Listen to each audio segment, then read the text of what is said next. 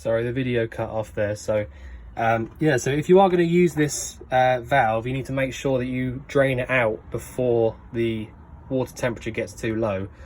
So whenever you get to sort of like 1, 0, that kind of degree temperature, sorry, you need to just lift this up like that, and that will drop out all the water. As long as you're not got the pump on, that will just drain out all your water, because you hear the pump kick in just then. That's just keeping the boiler full up. So yeah, that's how that works. Close that over.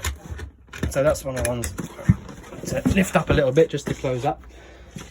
Next, you got your 3-way fridge. So it's a Thetford fridge. I've got it on hookup at the moment. As you can see, you've got this little hookup symbol inside there. And I've had it on for about an hour, I think. And this freezer part is really, really nice and cold.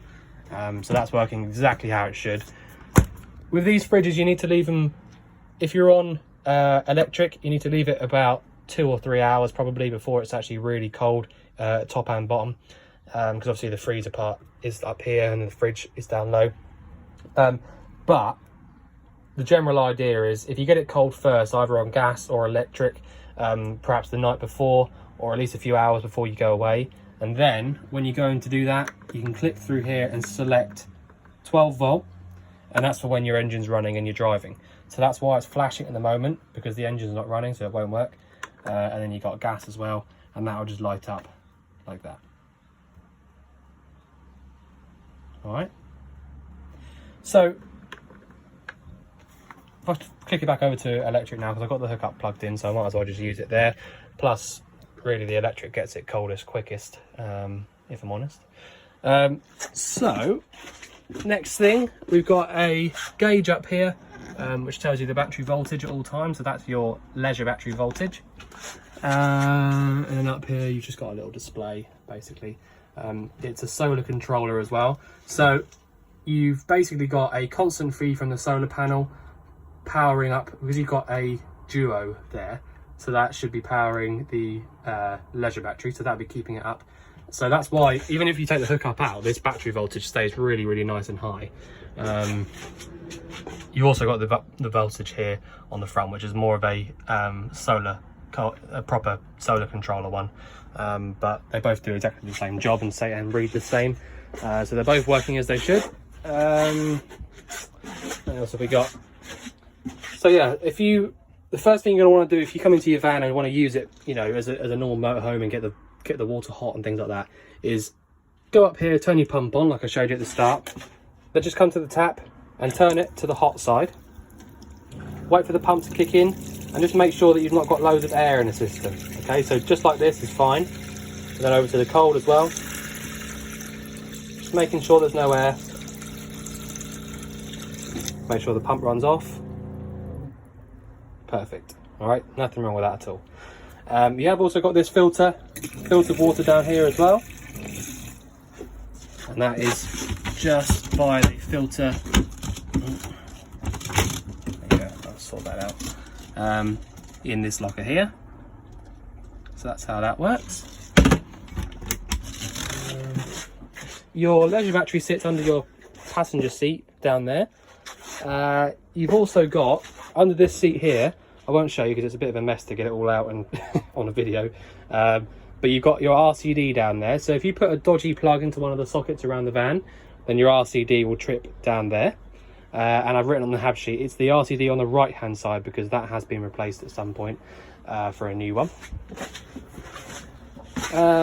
Water drains out really nicely. They don't drain out as quickly as a household drain. It's just because they have to go into a tank rather than straight out into the sewer.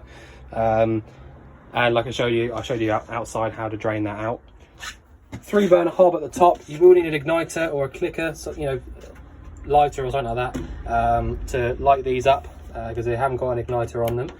But they do have a thermocouple at the back, so that means that basically the thermocouple notices that there's burning gas coming through, and if somehow the flame gets blown out, the thermocouple will stop any excess unburnt gas from coming through. It will let a bit through just whilst it's cooling down, but then it will stop it from coming through, so you can't really fill the van up with any unburnt gas. The oven at the back, underneath, sorry, is different. You've got an igniter on this one, so that works like that. and then you basically just push in and round, just like anything else, whilst you light it up. Light inside there as well, and I've had that all working. So yeah, ladder to get up to the top here clips onto these two hooks, and you have also got this, so it's basically a little screen to stop you falling out of bed. It clips in at the top. We've not had it cleaned just yet. That'll be happening this afternoon, so don't worry. I know it looks a little bit messy, but it won't. Alright, so I think I've pretty much covered. Actually, I haven't, just remembered. I need to show you how to use the boiler. So just in here, so this is the bunk, the bottom bunk. That's where they put the boiler controller. So if I click up here, the boiler will light up and give me 40 degrees hot water. If I go up again, the boiler will stay lit, but it will give me 60 degrees hot water. Now the best way to use these are to go up to the 60 degrees so that you can get more out of it. So you can just, you know, the hot water will last longer because it's hotter. You'll be drawing more cold water through than hot, so you can do it like that. But really you can just do it how you like. So that's just lit up, and if it doesn't light up, you get a little red light in there as well.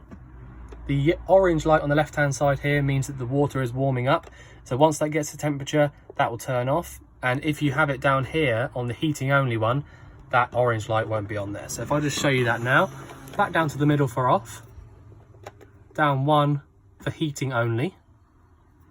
So that, like I said, the orange light's gone off because there's no water heating up going on. And then go down 1 more. Orange light's back because I've got 60 degrees hot water and heating both at the same time. All right, and that's all on gas. Back to the middle is totally off. So that's how the boiler works. And like I said, that's just under there. So yeah, I think I've pretty much covered everything I can. If I just show you how to turn the fridge off, doesn't matter what setting you're on, push and hold this button here, all the lights go out, and then that's it, that's done. We have got this turbo vent up here as well, so that gives you air, you know, coming in here, and you can also open this up so you can get nice cool air from outside, like that. So you can see opening up now, so I'm getting air being drawn in from outside, although it's actually warmer outside. So I'm just going to close that, like that, turn it off. That's it, so that's your turbo vent. Alright, so yeah, I think I've covered everything I can cover. If you think I've missed anything out that you want me going through, then you can, you know, let us know. But otherwise, I look forward to seeing you soon to collect your van. Thanks very much.